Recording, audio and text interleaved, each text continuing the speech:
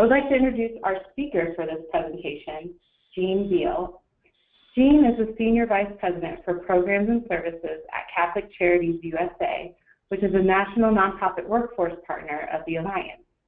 Jean has been with Catholic Charities for over 18 years and is a licensed clinical social worker. Today, Jean will be speaking on results-based leadership. Now, I'll turn it over to Beil.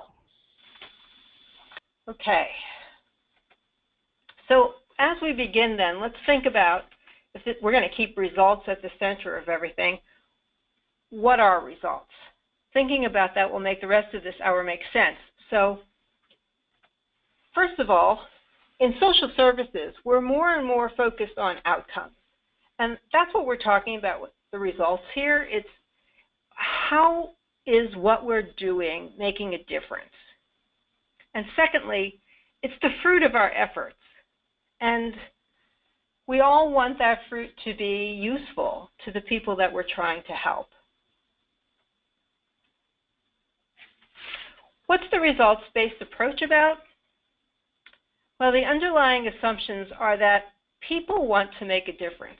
I know I do. I know my coworkers here at Catholic Charities USA want to make a difference. I imagine you wouldn't be in the field of nonprofit leadership if you didn't. So it's important then people have to know that they're making a difference. And results-based accountability enables organizations to know and to track whether they're making a difference. The point of this approach is to have a greater impact, to accelerate and scale the benefits of our social service-related efforts to help kids and families. So then the key principle is that if we keep things results-based and data-driven, we align our actions with our partners, we're going to have greater impact to the people that we serve in our programs and in our communities. What's it good for? The results-based framework is useful to show measurable progress on work that leads to improvement for the whole population. It's an important concept. We'll talk about what that means in a little bit. But the measurable progress piece is also important because it helps us realize that what we're doing is making a difference. You can use results-based leadership to competently engage others to improve the systems in support of the desired results and to leverage data and partnerships and the power of collaboration to achieve those results.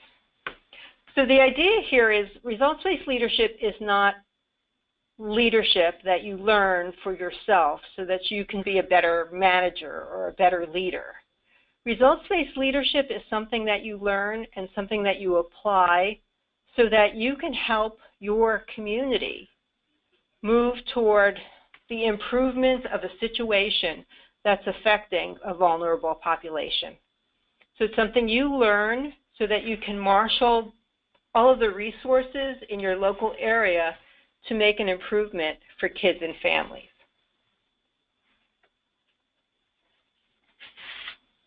People aren't born leaders. They become leaders by practicing a certain set of behaviors. And I believe leadership is everyone's business. Leadership is a relationship. Leaders never get anything done by themselves. They mobilize others to want to struggle for shared aspirations. Let me give you that one again. Leaders mobilize others to want to struggle for shared aspirations. If leadership is about change, then a leader must be forward-thinking. How could this organization, this group, this city, this country, our world be better? Leaders have a vision, a picture of the future worth striving for. But the proof of leadership is not in the journey, it's in the destination. Not in the process, but in the results.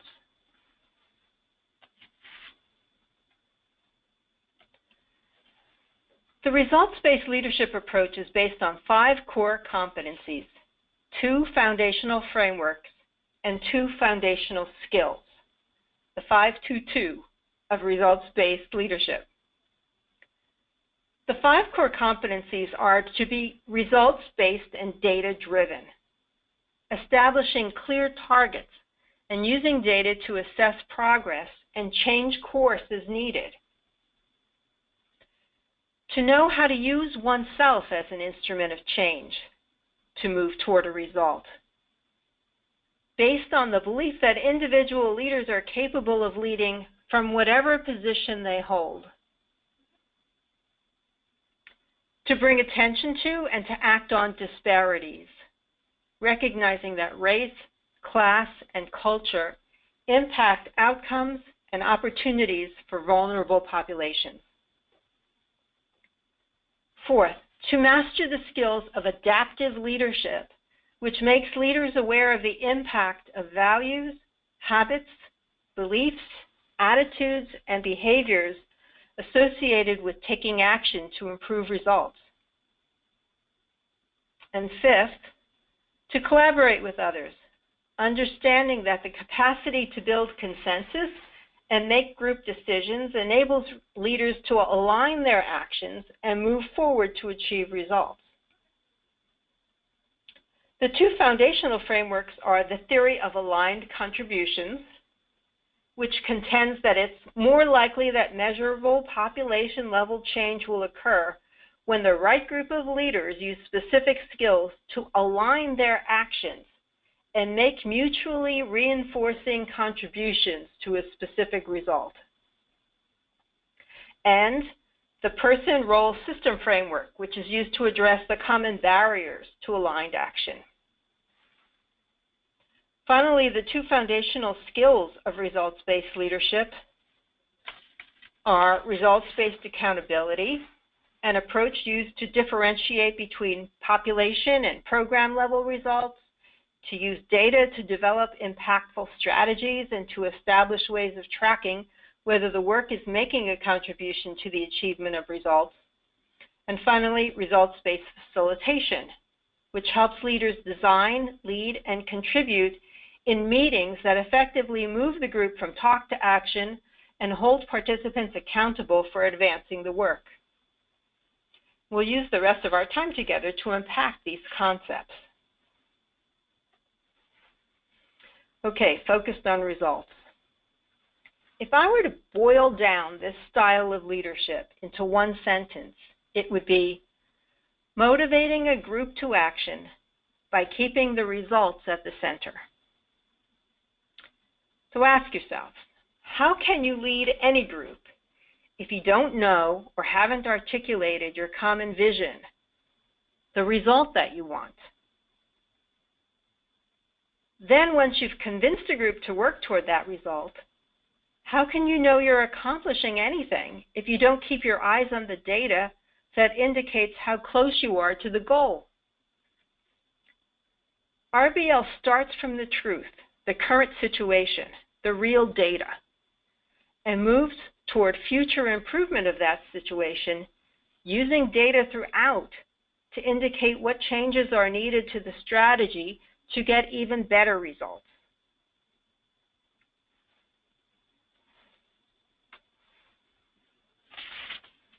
The second competency is being able to use yourself as an agent of change.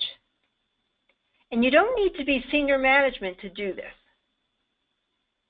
If you have experience, skills, insight into a situation, you can make a difference no matter what your role is. It requires the conviction that a problem can be solved and the self-confidence to speak up. It also requires permission of your organization. Sometimes people will say something and then there are others who may be above them in the management chain will say, you have no right to say that, or we're not asking for your contribution. So you need to be in an organization, and at some point you probably can help formulate an organization that provides permission for everyone to make a contribution, that's an important element as well. But sometimes even in a situation that doesn't look like it has that openness, if you have self-confidence and you understand what it is you're talking about, people will notice and give you voice to say what you need to say. Prerequisites to using yourself as a change agent include self-reflection, humility, and courage. You need the awareness that you don't have all the answers, but that you can gather a group of equally passionate individuals, or better yet, equally passionate organizations who are willing to work together to make the community, the country, ultimately the world, a better place.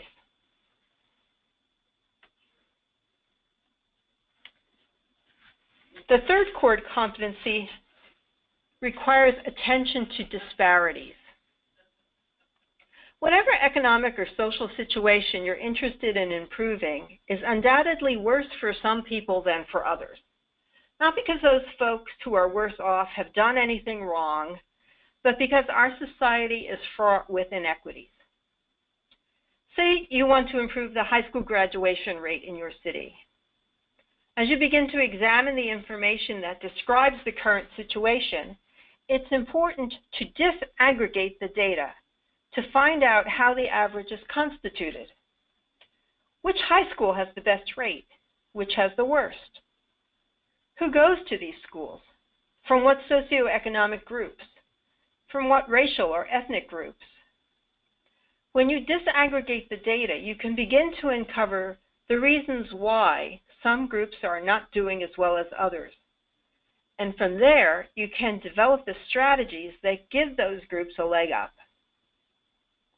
Improving society is not about making sure everyone is given the same box to stand on, but rather finding out how many boxes some folks need in order to be able to reach the fruit, and then working to provide them with those boxes. That's the difference between equality and equity. We want to aim toward equity so all people can reach the fruit.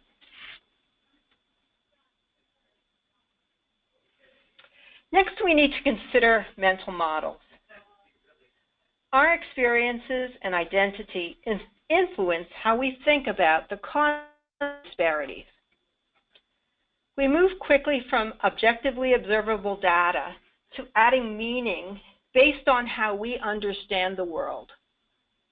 So one person sees one thing and interprets differently based on their childhood or their culture.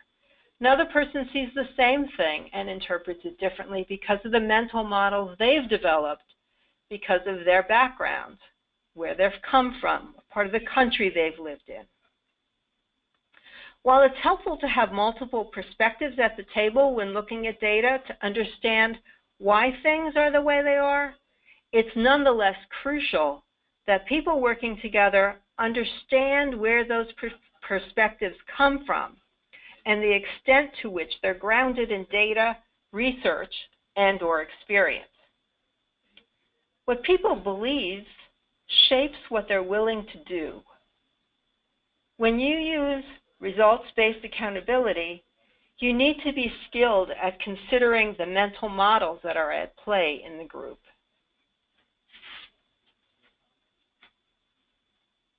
Next, a results-based leader has mastered the skill of adaptive leadership. The reason why some solutions don't work is that they really don't fit the problem. And people who come up with those solutions haven't really thought about that fact. Most social problems aren't one-dimensional, and so they can't be solved by the application of one strategy, even if it works in certain situations. There are two kinds of problems in our communities: technical problems and adaptive problems.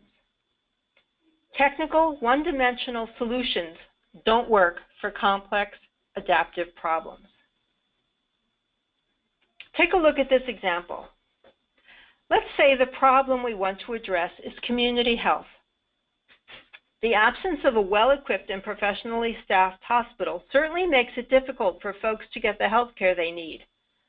But building a hospital, which is a technical solution, won't solve the adaptive problem.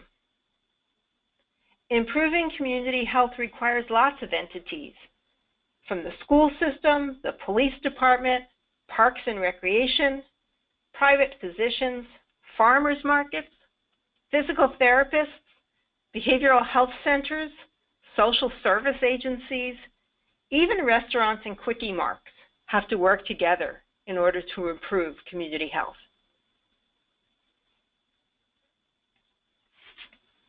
If you have a problem and you've tried to develop a solution that hasn't worked, take a look at that.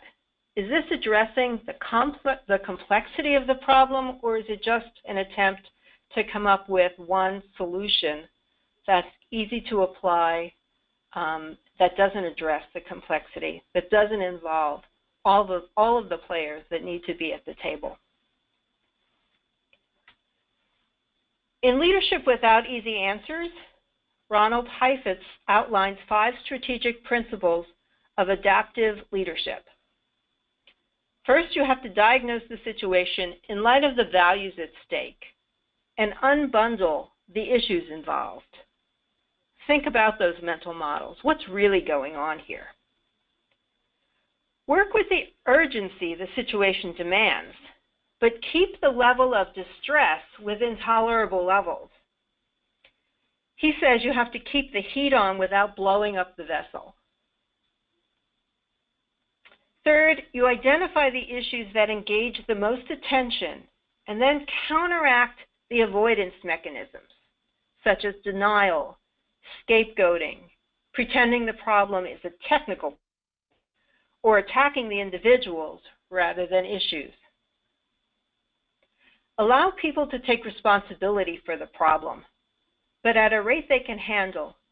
In other words, keep giving the work back to the group.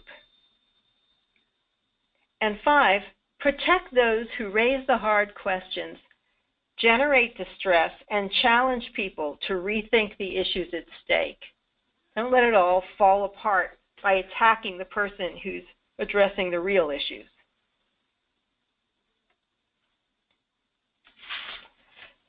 Think about the results-based leader as a convener of a community group that's trying to solve a complicated community problem. Heifetz says that the adaptive leader needs to run the process by alternatively reflecting on the work of the group from 2 perspectives, from the dance floor and the balcony. The leader needs to be willing to see what's happening in the immediate situation, and then to pull back and take in a wider, more comprehensive view, using that viewpoint to make adjustments if necessary before going back into the fray. Only through this constant interplay of perceptions can you keep track of all the moving parts involved in adaptive problem solving. The 5th competency is collaboration.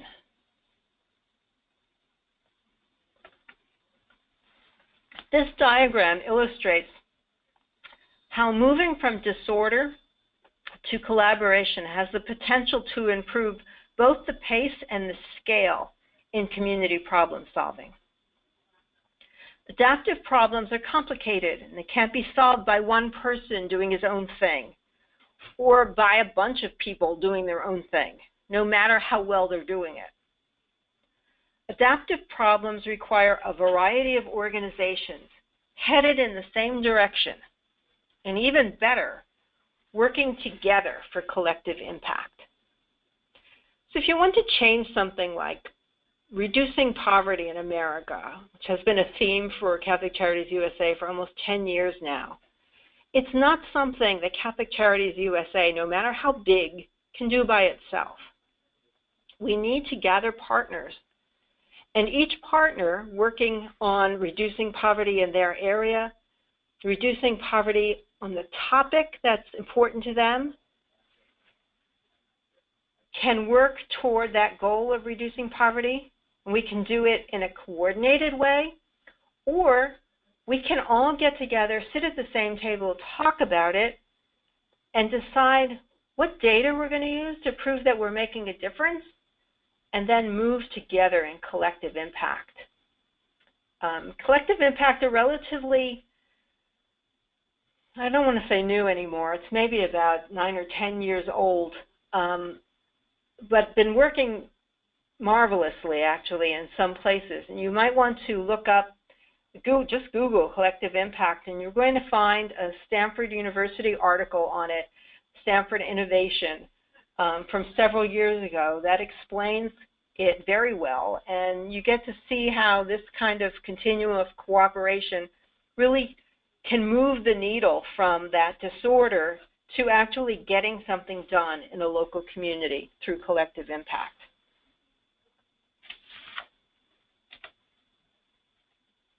So with collective impact, when everyone is pulling together, we can go farther, faster. To learn more about this concept, you want to take a look at the Theory of Aligned Contributions by Jolie Pillsbury. The theory of aligned contributions is operationally defined as having enough leaders choosing to engage at a level of high action and high alignment at the same time for a long enough time to make a measurable improvement in a common result. So one that comes to mind, one collective impact that comes to mind that's used this is called Strive. And there are now Strives all over the country, and there's an organization, a national organization that is organized to coordinate their efforts called Strive Together.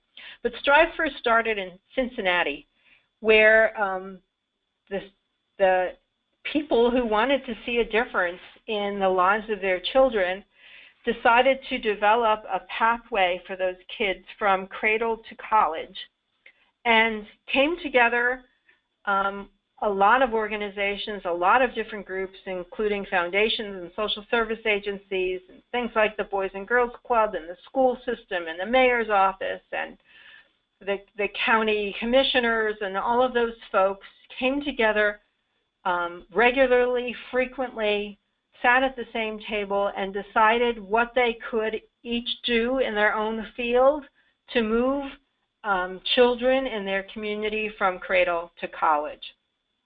That's the kind of thing we're talking about here, and results-based leadership is the skill that's needed to move these types of collective impact activities.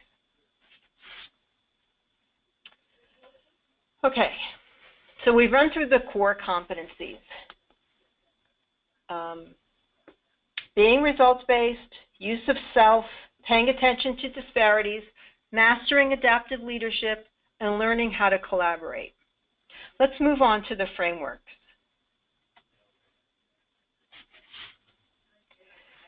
The theory of aligned contribution is the first of the two foundational frameworks upon which RBL rests. Here's how it works. A group of people identify an adaptive problem they want to work on together. They examine the data that describes the current situation, and they define their population and their desired result. Then they work on the problem, not all doing the same thing, but each taking responsibility for doing what their organization does best, holding each other accountable through shared metrics for making the changes they want to see.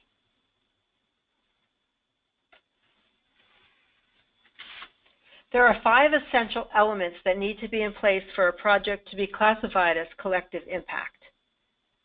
The group of organizations involved in the effort must make a commitment at the highest level of leadership to work together on common goals. They decide on how they'll measure progress toward their common goal. Finally, they commit to frequent high-level meetings under the facilitation of what's commonly called a backbone organization that keeps them all on track, heading toward the desired result. The second framework is person, role, and system. The exercise of leadership is influenced by a person's preferences and by the role he or she plays in formal and or informal systems. The person-role system framework is used to address the common barriers to aligned action. To apply the framework, you answer the following questions. So first, as a person, how does who you are as a person influence how you exercise your leadership in role? In order to answer this question, you need to know about yourself, about your personality, about your strengths. Often leaders take the Myers-Briggs Personality Indicator or the Gallup StrengthsFinder survey to hold a mirror to themselves so that they can see themselves as others see them and bring to the groups the strengths that they have while relying on others in the group to bring their own strengths. Secondly, in role, what's your formal title? How does it describe what you do and what authority you have? What's your informal authority? What's the source of that? So, people have authority because I have authority because I'm the senior vice president and, 8 to 10 people answer to me. They come in and tell me what they're doing and I approve their timesheets. So I have some formal authority. But I also have informal authority because now at Catholic Charities USA, people think I'm the one who knows the most about results-based leadership. So when it comes to describing our whole population or our desired results, they look to me to bring that forward. While your role can't make you a leader, it might give you some formal authority in an organization, and sometimes you might need to rely on that. Finally, in the system, where do you exercise your primary leadership role? What sector are you in, and how does that influence your role? Are you in social services? Are you in children's services? Are you in health care? How does that affect what you're able to do in the sector or in the community addressing whatever the problem is that your group has decided to address? And how is success defined in your system? So that's person, role, and system. When we think about systems, we have to go a little bit deeper. If you think about influencing a system, it's helpful to realize that a system is sort of like an iceberg. What we see on the surface is usually a very small part of the whole. With this awareness, it's possible to attempt to make changes at various levels through a variety of strategies, with the knowledge that leveraging the iceberg at the lowest levels by changing structures, and better yet, by altering mental models, is likely to result in the biggest difference. As a results-based leader, you need to develop strategies beyond events and meetings. You need to analyze trends and make efforts to change those trends. You may develop new structures for the group you're leading. Finally, you'll have to get the group to acknowledge the mental models that may be holding them back and to reframe their thinking so that they can move forward.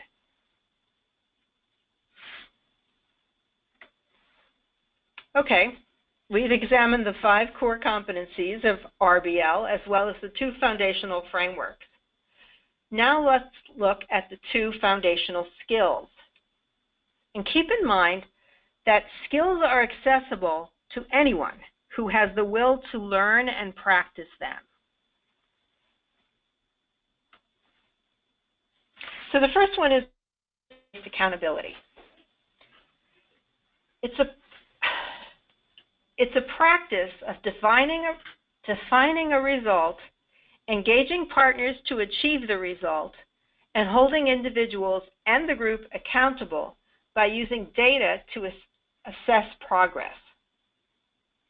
But while we're on the topic of accountability, let's concede that accountability is a continuum that goes from being totally unaware to making it happen. And the accountability pathway shown here can be a tool to help people recognize their level of commitment and move forward to a higher level. So say you've engaged the community group and you're working together to change something, But the data is showing that one group, for example, is not really making any changes. So you might take some time then for everybody to come clean, to recognize their level of commitment. Are they unaware? Did they not know they should be doing something? Do they have a tendency to blame others when something's not working? Or just say they can't for one reason or another? Are they the type that just sort of waits and hopes that the situation is going to change or someone else is going to do it? Or are they really trying to move according to their commitment? They're acknowledging the reality of the situation at the very least. Or they might own their action commitment and really try to find solutions, finally making it happen. We found that introducing this accountability pathway to team members here at Catholic Charities USA helps folks realize that accountability is not a gotcha thing where we're saying you're not being accountable, but rather an opportunity for everyone to commit themselves more fully to the change process.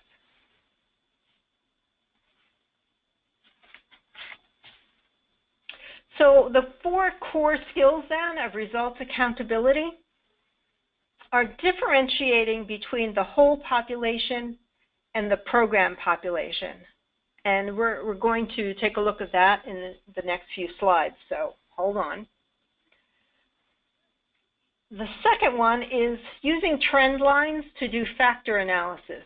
So we're heavily into data here, right? We're using the data to help us do the work. Very, very focused on what is actually happening in the world, what our efforts at changing is really doing in the population that we're trying to fix. Third, using factor analysis to inform the development of strategies. So this is where we're disaggregating the data, right? So we'll take a look at that as we go forward, taking the trend lines, deciding what it is that's affecting the trends, and then figuring out what we have to do in order to change the curve. And finally, using performance measures to track progress. How much have we done? How well are we doing it? And what difference did it make? You should have 3 kinds of performance measures. Often, at least in social service, in the past, we've been able to count how much we've done, not so much how well we've done or what difference it makes. That's the difference between outputs and outcomes, as I'm sure you're aware. Okay, so let's look at the 2 different population levels.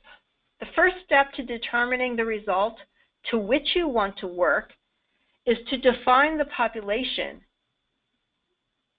and for you to move from the whole population then to the program population to get your work done. So here's an example related to the Catholic Charities Network.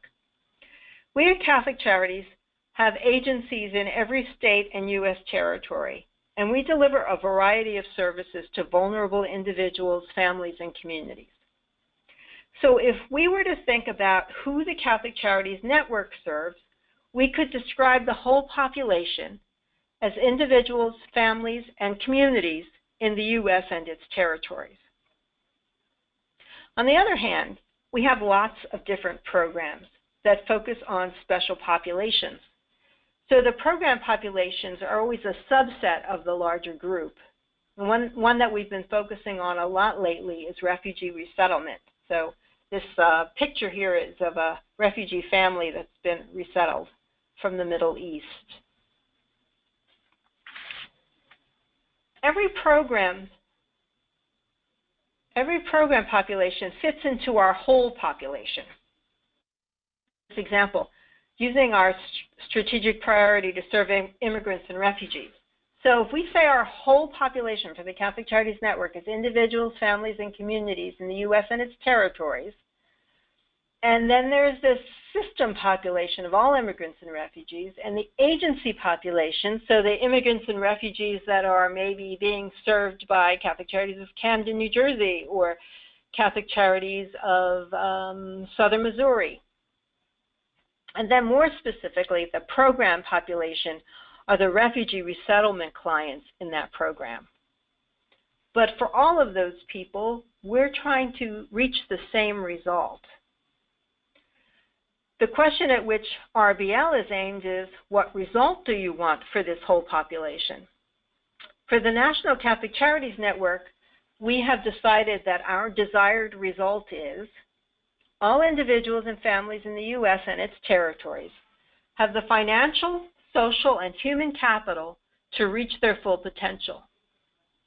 Now, when we say this in a Catholic Charities gathering, they all say, we're not going to be able to do that by ourselves. And that's the point exactly. Yes, you can't do anything this big by yourself. The Annie E. Casey Foundation knows it can't improve the conditions of the lives of every child in the United States by itself. That's why it's teaching results-based leadership to national organizations like ours. And we know that in all the communities that we're working in, we can't give every person everything they need to reach their full potential, but we can lead a coalition of organizations, including government organizations and nonprofits and for-profits and foundations and all sorts of groups together in that community to be able to provide more of the financial, social, and human capital that these individuals need to reach their full potential. So then every program needs to be trying to develop this capital for its participants. We think that working together in this way, we can achieve collective impact and move the needle in reducing poverty. So what we're trying to do is to teach RBL in every Catholic Charities agency, and then to break up our groups into what we're calling communities of practice. So everyone who's working with immigrants or everyone who's working with refugees will have come around the table and talk about what strategies we can develop to provide that financial, social, and human capital to that program population. And as we do this for every important population in our group, we will be reducing poverty in America and heading toward our whole population result. So it's a step-by-step, systematic, little pieces leading to bigger pieces process that we expect will improve the situations for all folks in the United States. Once we know what our whole population is and the result that we hope to achieve, we need to analyze what's happening with our target group. And here's where the disaggregated data comes into play. The first thing we have to do is figure out what's the trend line for the whole population. Do they now have access to the capital that helps them reach their full potential? Is it getting better or worse? Do people have more access? Do low-income people, do vulnerable people have more access or less access than they had 10 years ago? That establishes the trend line. And you use this by looking at data, generally readily available data, the American Community Survey or other types of data available through the Census Bureau. Then you disaggregate this, right? How's it different for refugees and immigrants? How's it different for people of color? What will happen for these groups if we do nothing? And alternatively, how can we move the curve? How can we improve the trend?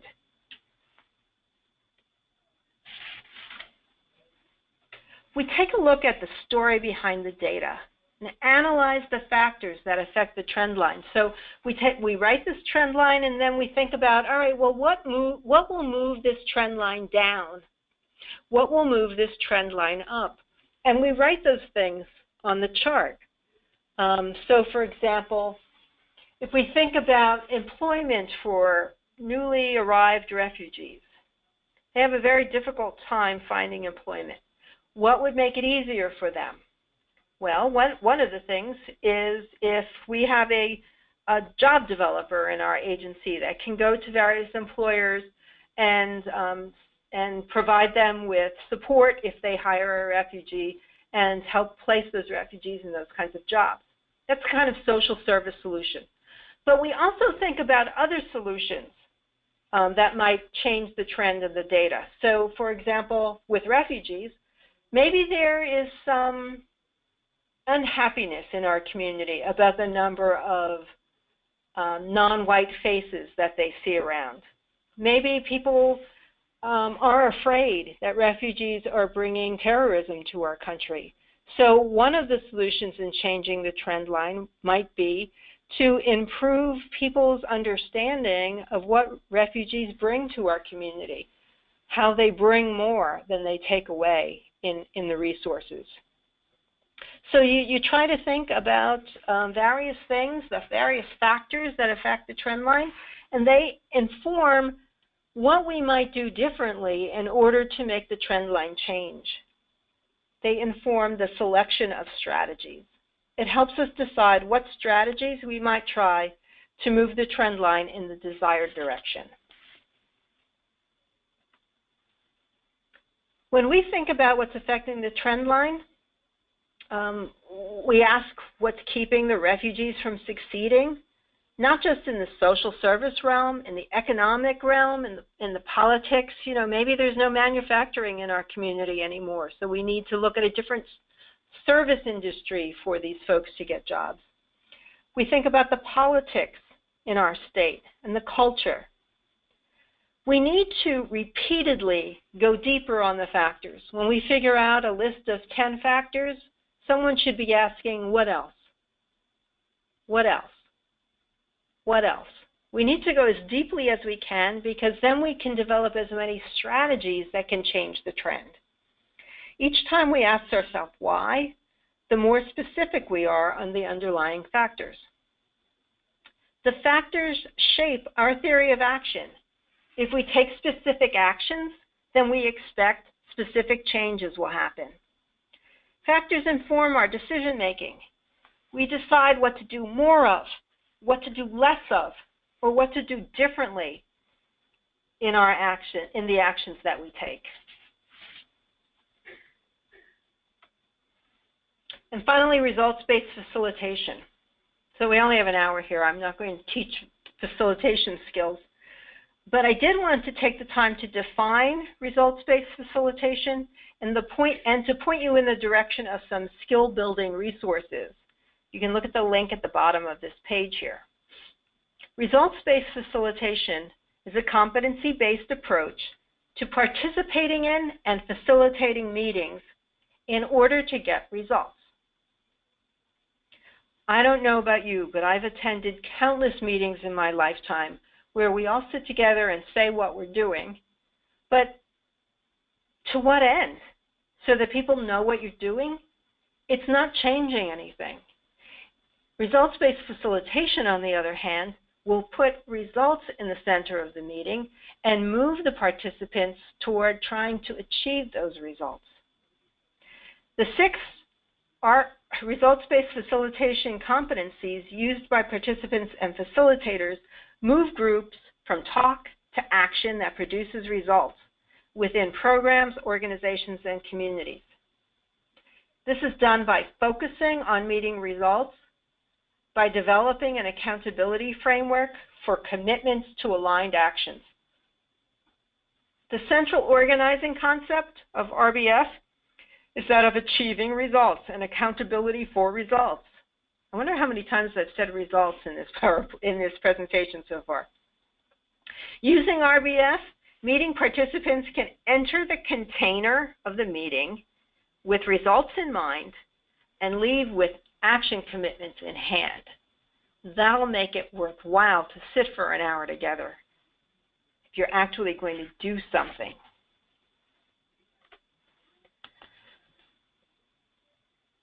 Okay, that was a lot to absorb in 45 minutes. Here's the summary once more. Results-based leadership is the process of motivating a group to action by keeping the desired results at the center.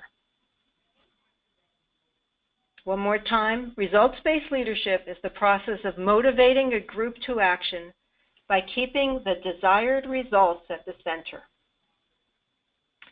I hope this short introduction has left you hungry to learn more so you can become a results-based leader yourself and use these skills to make a difference in our world.